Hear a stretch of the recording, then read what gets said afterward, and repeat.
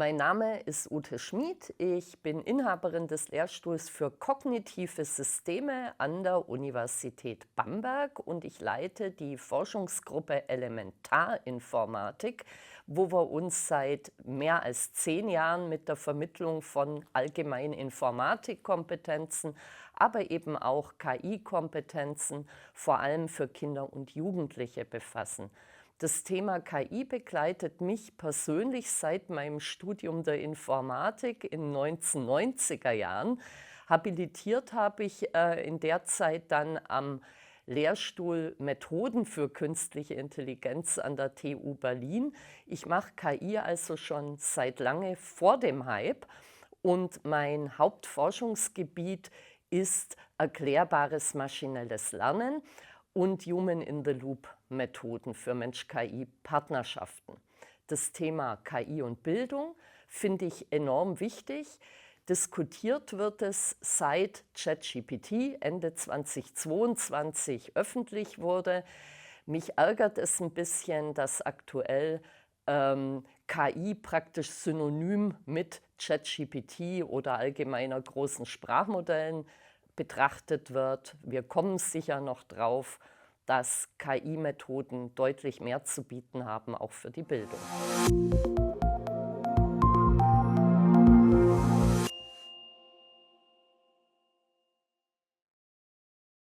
Jedes KI-Modell macht Fehler. Das erschüttert Menschen dann und sagen, ja, warum nutze ich das dann?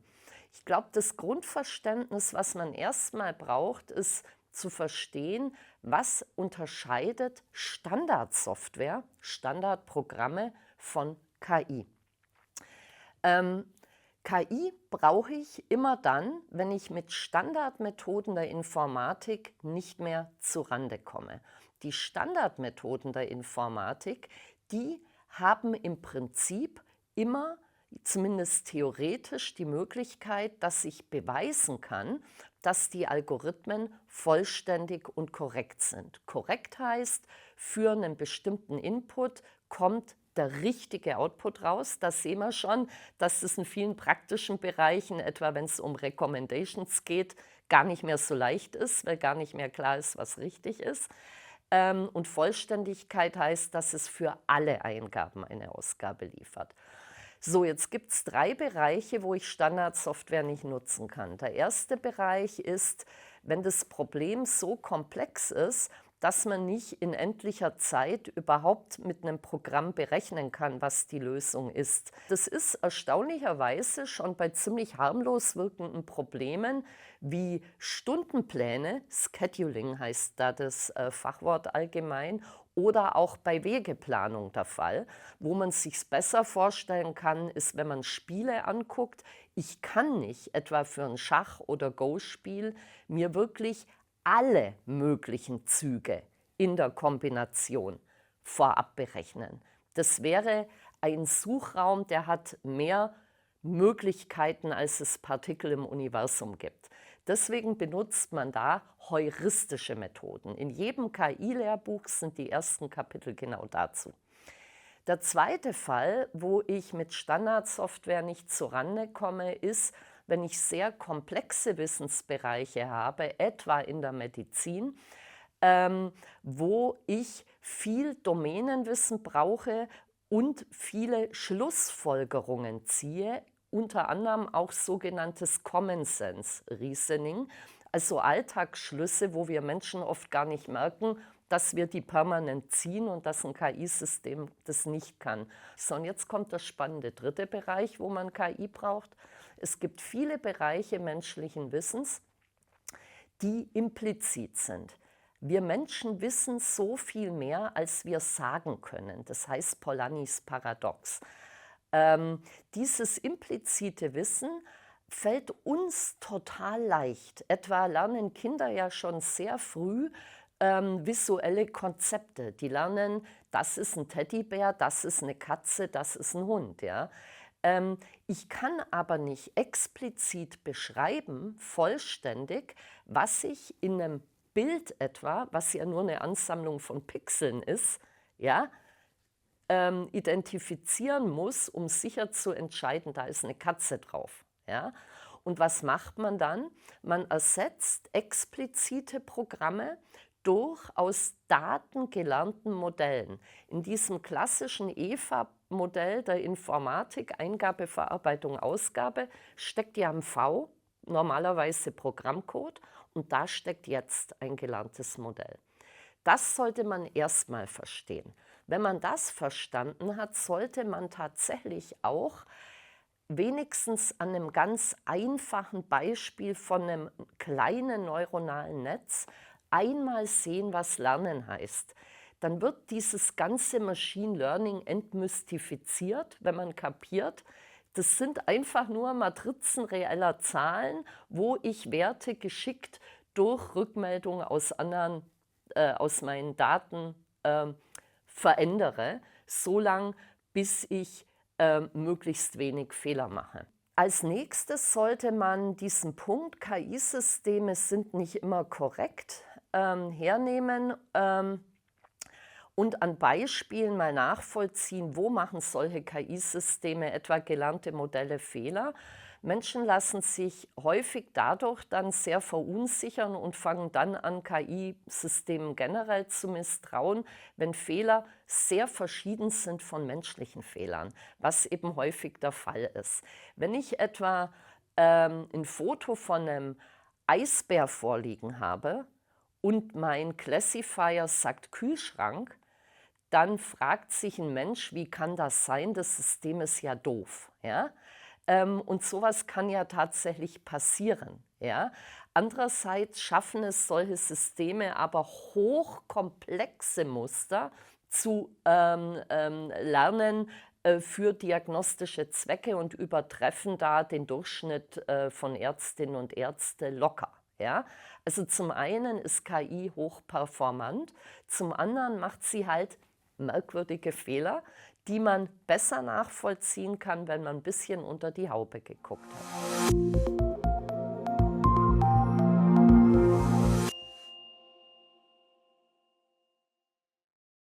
Also unter erklärbare KI oder vielleicht allgemeiner Comprehensible AI, nachvollziehbare, verständliche KI, wird verstanden, dass man Methoden anbieten kann, mit denen man in die ja häufig sehr großen, komplexen Blackbox-Modelle, die etwa mit Deep Learning entwickelt wurden und aus vielen Daten trainiert wurden, reinschauen kann. Das heißt, dass man möglichst gut nachvollziehen kann, warum gibt mir ein bestimmtes gelerntes Modell für einen bestimmten Input eine bestimmte Ausgabe. Die meisten Methoden zu diesem XAI-Bereich wurden entwickelt für Deep Learning-basierte Klassifikationssysteme, häufig für Bilddaten. Typisch wäre jetzt so ein Fall medizinischer Kontext, dass etwa in der bildbasierten medizinischen Diagnostik ein Pathologe Tumorgewebe etwa sieht, Aufnahmen, er selber oder sie entscheidet, das ist Tumorklasse 3. Das KI-System würde vielleicht aber Tumorklasse 2 sagen. Und jetzt wäre die Frage, wenn sich Mensch und KI-System nicht einig sind, ja, kann ich nachvollziehen, warum das System hier eine andere Ausgabe macht, als ich es gedacht hätte.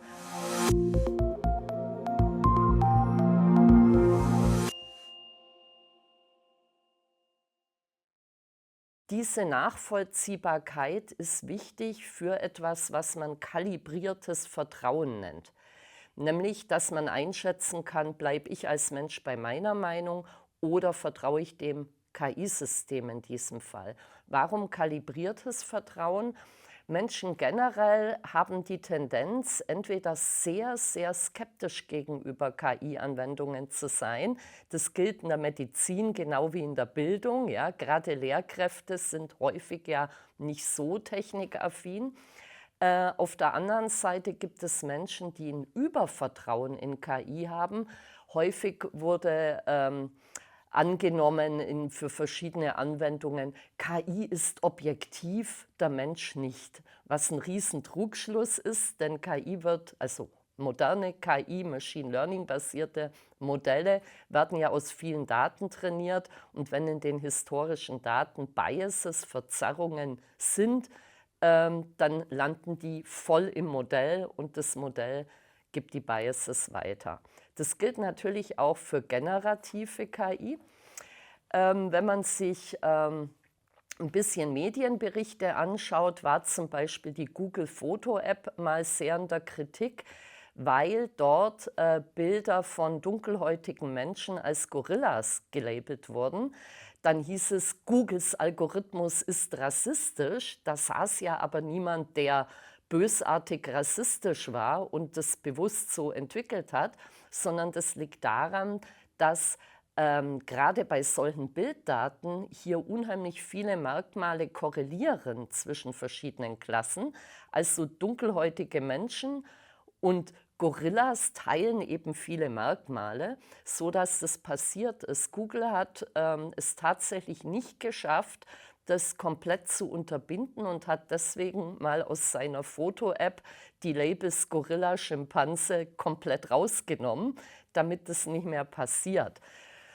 Vielleicht wäre da auch ja noch anzuschauen, wie Google probiert, solche Probleme zu vermeiden, weil das ja durchaus auch dem Image schadet. Und dann gab es bei Gemini, der neuen generativen KI, mit der man eben auch Videos generieren kann, dann ganz lustige Effekte. Nämlich wollte Google jetzt möglichst divers sein und hat dann nicht berücksichtigt, dass Kontext ja schon auch eine Rolle spielt. Wenn man dann etwa gesagt hat, mach mir ein Video über Deutschland zur Nazi-Zeit, sah man auf einmal Menschen in Nazi-Uniformen mit dunkler Haut oder Frauen. Sprich, wenn man dann die Diversität gezielt einbauen will, kann das manchmal auch ein bisschen daneben gehen.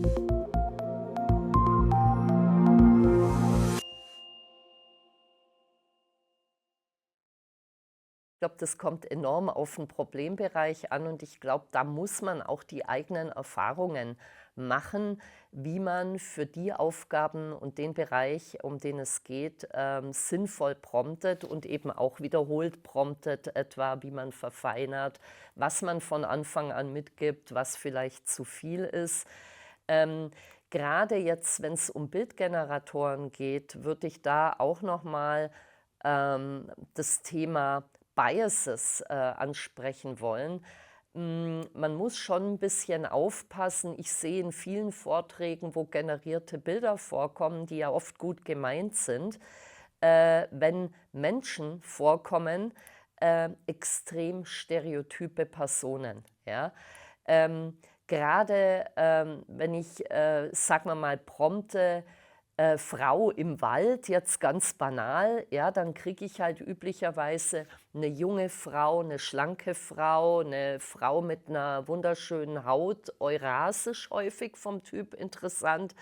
Und ich finde, diesen Stereotypen muss man entgegenwirken. Also generell gilt für generative KI, egal ob es um Text oder Bild geht oder auch um Code, dass auch da noch zu wenig an Methodik da ist, wie ich überhaupt systematisch Performance evaluiere. Bei Klassifikatoren, also Machine Learning, wo ich trainiere Inputdaten und ich möchte lernen zu sagen, ja, was ist denn drauf auf dem Bild etwa, gibt es standardisierte Methoden, wie ich die Performance evaluiere, und bei generativer KI ist es erst noch im Entstehen.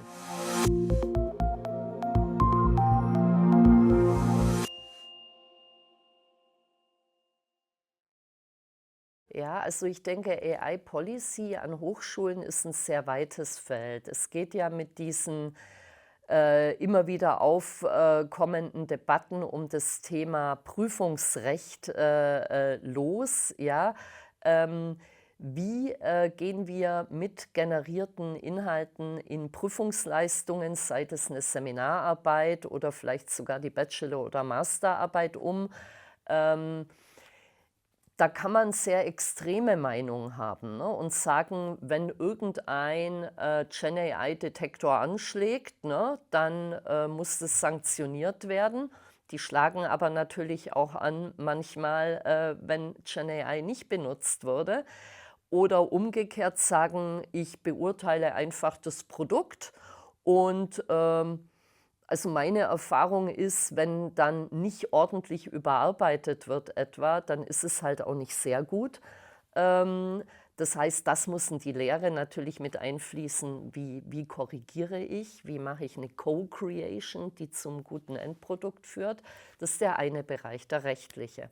Der andere ist natürlich der große Bereich Datenschutz und Privatheit.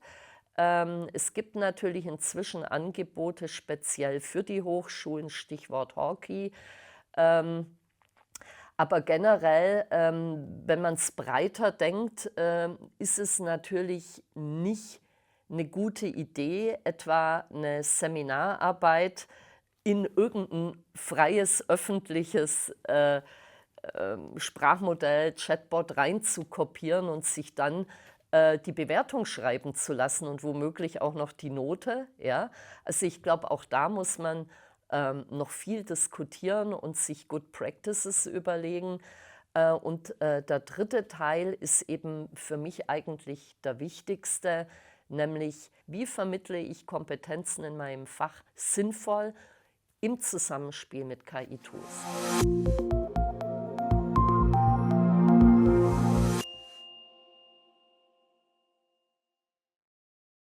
Ja, also das ist aktuell, immer noch auch Gegenstand der Forschung.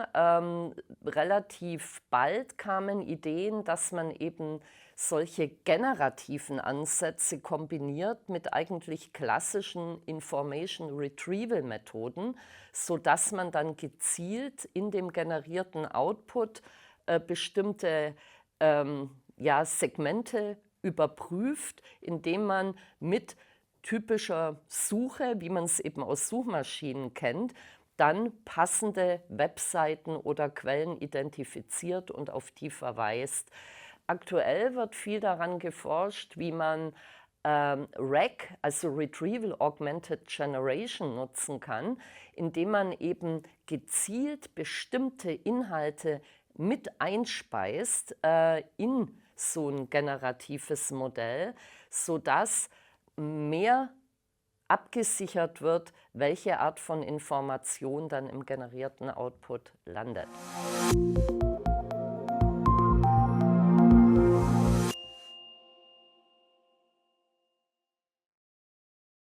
Ja, das wäre, denke ich, sehr, sehr teuer. Also wenn man da noch mal zurückguckt, ich bleibe mal bei ChatGPT, weil das eben das erste prominente System war, auch wenn es inzwischen natürlich eine große Bandbreite gibt. Neuestes DeepSeek made in China. Ähm, Ist es so, dass als das Sprachmodell GPT-3 oder 3.5 entwickelt wurde, was eben unter ChatGPT liegt. Ähm, Das Training basierte auf einem Webcrawl, auf allen Inhalten, die man im Internet eben so kriegt. Einerseits wurde da nicht auf Urheberrecht geachtet, was ja aktuell auch gerade in den USA zu einigen Debatten führt und möglicherweise Klagen. Auf der anderen Seite war auch null Qualitätskontrolle dabei. Jetzt kann man sich natürlich vorstellen, dass für manche Gebiete, sagen wir mal spezielle Bereiche der Physik, vor allem gesichertes Wissen in das Sprachmodell eingeflossen ist, weil es da nicht so viele Social-Media-Posts, Blogs und so weiter gibt. Wenn man jetzt aber im Medizinbereich guckt, sagen wir mal so ein wirklich wichtiges Thema wie Krebs, gehe ich davon aus, ich weiß es nicht, aber es ist davon auszugehen, dass da der Anteil an eher esoterischen Inhalten wahrscheinlich deutlich die Menge an wissenschaftlich gehaltvollen Inhalten überstiegen hat. Wenn man jetzt ein Modell bauen will, was nur auf gesichertem Wissen basiert, muss man eben beim Training tatsächlich sehr viel Aufwand Urheberrecht ist die eine Sache, aber vor allem auch in die Qualität des Wissens, der Daten, die man zum Training des Sprachmodells nutzt, stecken. Und auch da wird aktuell ja dran gearbeitet, etwa im medizinischen Kontext, ist aber natürlich eine teure Sache, denn das Training solcher großen Modelle frisst eben unglaublich viel Energie.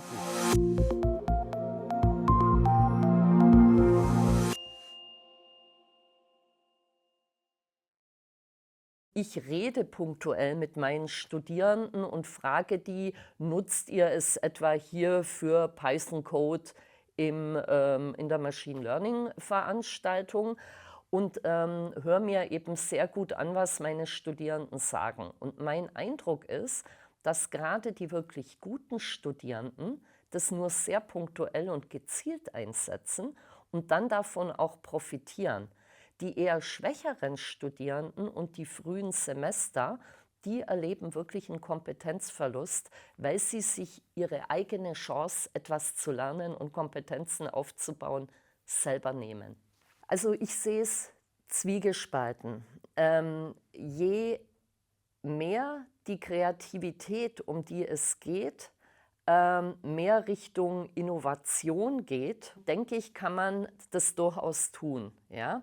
Ich glaube aber trotzdem, dass dieses leere Blatt, das man erstmal selber füllt, was ganz Entscheidendes ist, damit Menschen überhaupt Kreativität entwickeln. Typischer Fall, bayerische Grundschule, 3. Klasse, wir lernen Subtraktion. Das ist der erste, etwas komplexere Algorithmus, den Kinder lernen. Ja, und was man da ja eigentlich lernt, ist ein mechanisches Umsetzen eben des Algorithmus für schriftliche Subtraktion. Ja. Kinder, die zu Hause keine Eltern haben, die ihnen helfen, also es gibt die Kinder, die verstehen das sofort, okay. Und dann gibt es aber vermutlich etwa die Hälfte der Klasse, die das nicht sofort versteht. Wir vermitteln den Algorithmus und jetzt kriegst du 20 Subtraktionsaufgaben als Hausaufgabe. Ja? Wenn das Kind aber nicht verstanden hat, wie ich vom nächsten Zehner borge, dann macht es 20 Mal falsch. Es ist 20 Mal der Rotstift und unten steht falsch. So vermittle ich nicht Kompetenz. Intelligente Tutorsysteme ist eben eine andere Spielart von KI-Methoden für Erziehung oder Bildung, die ich durchaus mit Sprachmodellen kombinieren kann. Da forschen wir auch dran. Ja. Aber da kann ich eben tatsächlich gezielt aufgrund des Fehlers in der Lösung schlussfolgern, welches Fehlkonzept hat das Kind. Und wenn ich das identifiziert habe, dann kann ich gezielt nicht einfach sagen, falsch, hier ist die richtige Lösung, sondern wenn ich so ein Fehlkonzept erkenne, aufgrund eines deutlich sophistizierteren KI-Modells kann ich jetzt zum Beispiel strukturanaloge Beispiele generieren und dem Kind sagen, deine Lösung ist noch nicht ganz richtig. Ich zeige dir mal an einem ähnlichen Beispiel, wie ich es rechne. Und genau auf dieses eine Fehlkonzept abzielen. Damit habe ich Selbstwirksamkeitserleben, Hilfe zu verstehen, Lernen im Problemlösekontext, alles, was ich gerne habe im Lernkontext, auf eine gute Art vermittelt. Solche Systeme sind teuer, da braucht es eben mehr als ein bisschen App-Programmierung und ein bisschen Nudging. Nudging ist billig umzusetzen. Wenn ich ein tolles System habe für schriftlich Subtrahieren und das hat in der Entwicklung, sagen wir mal, 500.000 gekostet, dann kann ich das in ganz Deutschland an allen Grundschulen nutzen, um Kinder zusätzlich zum Unterrichten der Klasse individuell zu fördern und auch noch Bildungsnachteile auszugleichen.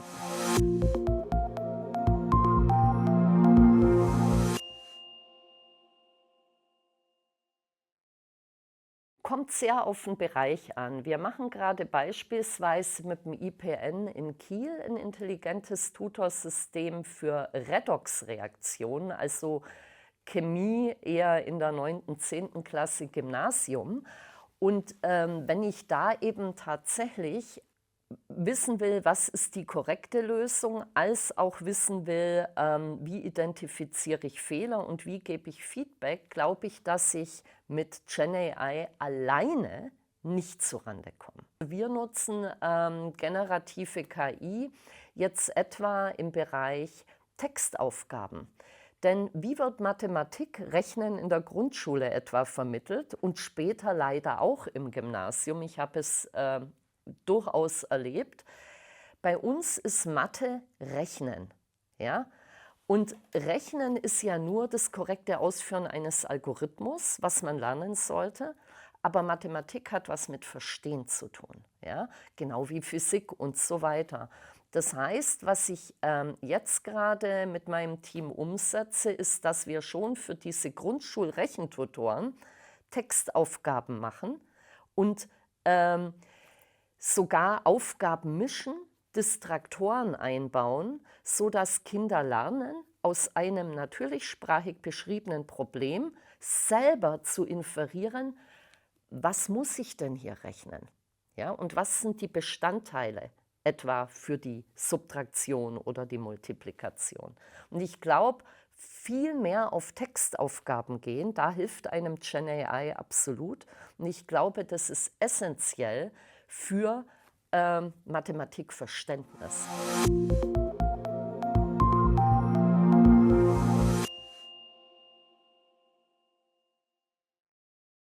Meiner Meinung nach braucht es tatsächlich für verschiedene Studienbereiche verschieden speziell zugeschnittene Angebote.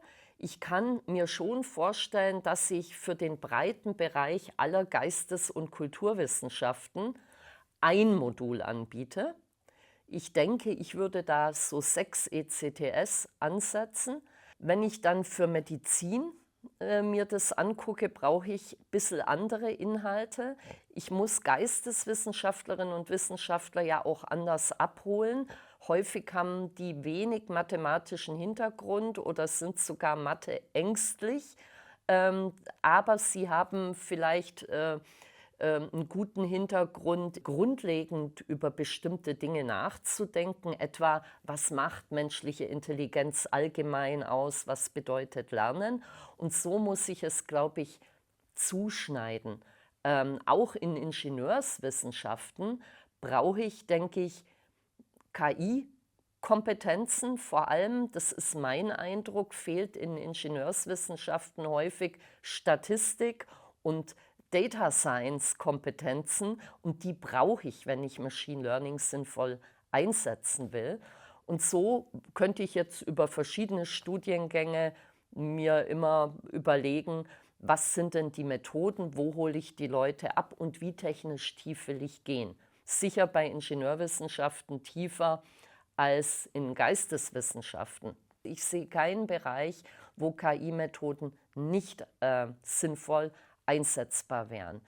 Ich denke, was man eher sich überlegen sollte, ist für alle Studiengänge, welche Kompetenzen müssen unbedingt als Kernkompetenzen des Fachs erhalten bleiben. Was erwarte ich von einer Person, die sagt, ich habe einen Master in X, ja, was die an Kompetenzen mitbringt, ganz ohne KI-Unterstützung, ja?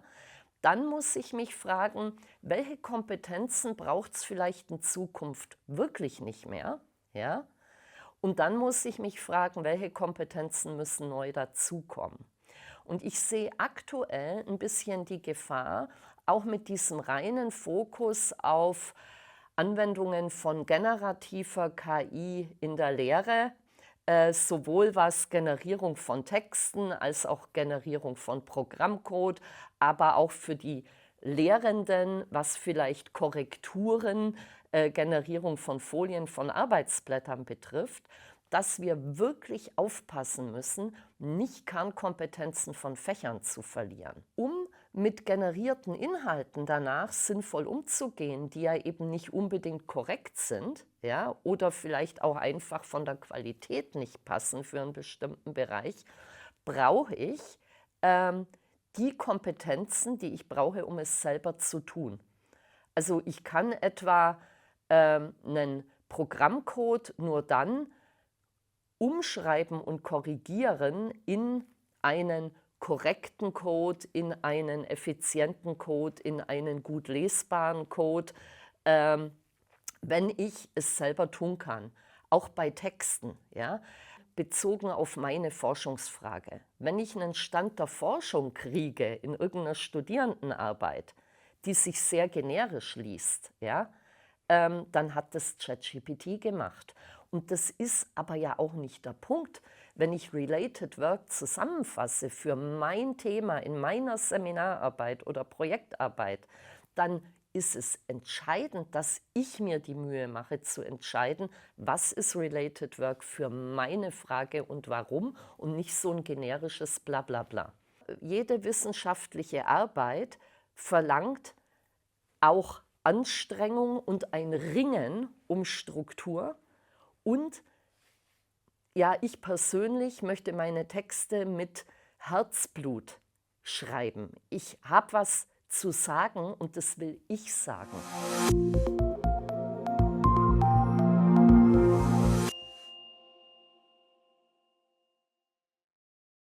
Also ich sehe, wenn ich KI breit denke und intelligente Tutorsysteme mitdenke und nicht nur generative Methoden, Chatbots, 'n riesen Chance für individualisiertes Lernen und individualisierte Förderung. Und damit meine ich nicht diese ominösen Lernstile, für die es in der psychologischen Forschung kaum Belege gibt, sondern was ich damit meine, ist tatsächlich ein gezieltes Unterstützen bei Verständnisproblemen, in speziellen Bereichen. Das sehe ich eine Riesenchance. Ähm, für Lernprozesse vom Kindergarten über Schule, über Hochschule, über Ausbildung, Erwachsenenbildung und so weiter. Ähm, wo ich KI-Systeme nicht sehe, ist eben der ganze Bereich, wo es um Motivation geht, um soziales Lernen, Lernen in Gemeinschaft, Teamwork. Ich glaube, so wie man fast gebetsmühlenartig bei jedem Interview zu KI hört, ja, nee, es braucht aber immer noch den Menschen. Das bleibt aber oft so ununterfüttert, egal wo, ja. Gilt es natürlich im Bildungsbereich auch.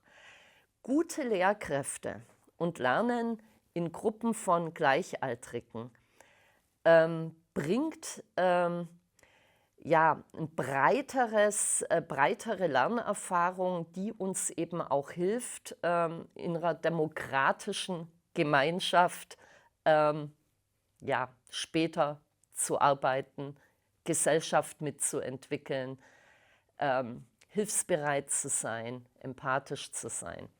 Und deswegen glaube ich, sollte man sich sehr genau überlegen, wann setze ich aus welchem Grund für welches Kompetenzziel KI-Methoden ein und wo tue ich es aus gutem Grunde nicht.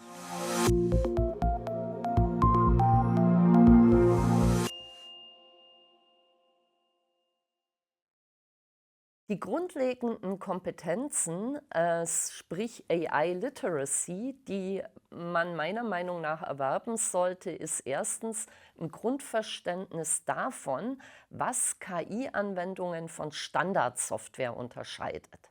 Ja? Nicht zuletzt gibt es ja deswegen das Forschungsgebiet KI und im KI-Lehrbuch stehen andere Dinge als im Standardinformatikbuch. Der zweite Bereich ist ein Grundverständnis davon, was es heißt, aus Daten zu lernen und da auch durchaus der Blick unter die Haube, um diesen ganzen Bereich KI etwas zu demystifizieren. Wenn ich die beiden Bereiche vermittelt habe, kann man auch noch gezielt angucken, wo unterscheiden sich KI-Systeme und menschliche Intelligenz, etwa menschliches Lernen. Menschen können häufig aus sehr wenigen Daten sehr schnell lernen. Wenn ein Kind eine Sprache lernt, seine Muttersprache etwa, dann generalisiert es ja auch aus verrauschten Daten und sagt zum Beispiel erstmal gegankt, weil es die regelmäßige Vergangenheitsform aus einigen Beispielen schon extrahiert hat. Ja, also daran sieht man, Menschen machen auch Fehler. Die korrigieren das dann aber, vielleicht auch in diesem Zusammenhang. Unterschied zwischen menschlichem Lernen und maschinellem Lernen ist auch, dass Menschen lebenslang lernen und immer das bereits vorhandene Wissen nutzen, wenn sie neue Dinge lernen. Wenn ich standardmäßig Machine Learning betreibe, muss so ein System alles immer wieder neu lernen, weil das rein datengetrieben arbeitet. Also ich glaube tatsächlich hilft uns hier das Darkstuhl-Dreieck erstmal, um zu verstehen, wo wir hinwollen. Das Darkstuhl-Dreieck besagt, ich brauche eben 3 Bereiche. Ich brauche ein grundlegendes Wissen, wie funktioniert das, also die Methodenkompetenz. Darauf aufbauend kann ich, wie nutze ich das, Erfahrungen sammeln, etwa mit ChatGPT, ja, aber eben fundiert in grundlegenden Konzepten, wie funktionieren solche Modelle allgemein. Und erst wenn ich diese beiden Bereiche abgedeckt habe, kann ich, was auch sehr wichtig ist, mich fragen, wie wirkt das? Also reflektieren, was hat das für Auswirkungen auf mein Leben, auf meinen Bildungsprozess, auf Gesellschaft, auf Umwelt.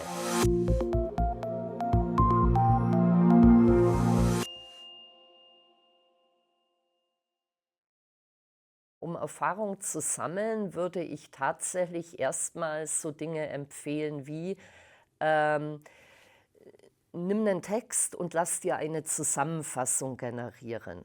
Das wäre so ein typisches Beispiel. Nimm Material oder lass dir einen Vorschlag machen für die Strukturierung einer Vorlesung zu Thema X. Ja, das wäre ein anderes Beispiel. Ähm, Nimm einen Beispielinhalt und lass dir Multiple-Choice-Fragen generieren. Ich denke, das sind so typische, einfache Anwendungen. In allen Bereichen würde ich aber immer mitgeben, Strategien und das Bewusstsein, wie man gezielt reflektiert mit den generierten Outputs umgeht. Ja? Also Multiple-Choice-Fragen ist eigentlich eine hohe Kunst. Ja? Und so richtig gute Multiple-Choice-Fragen, die diagnostisch sinnvoll sind, kriegt man jetzt auch nicht unbedingt beim ersten Prompt raus. Ja? Also sprich, ich muss mir dann überlegen, was gebe ich denn für Kontext mit, was gebe ich denn für Beispiele mit. Ich muss Menschen, die neu einsteigen in den Bereich, auch Best Practices mitgeben, etwa zum Thema, wie prompte ich gut, was gebe ich mit, also Instruction für, wie instruiere ich Chatbots.